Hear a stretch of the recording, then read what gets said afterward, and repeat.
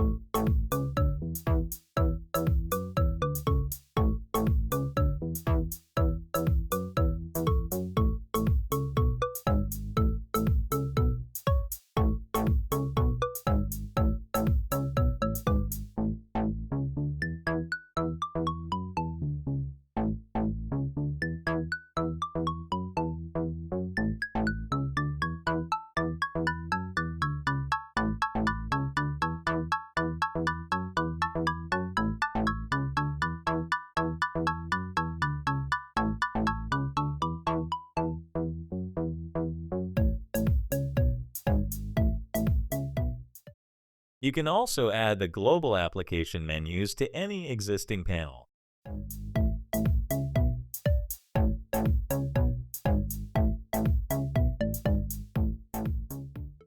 If any panel has the global application menus, the application menus won't show up under the title bar inside the application's window.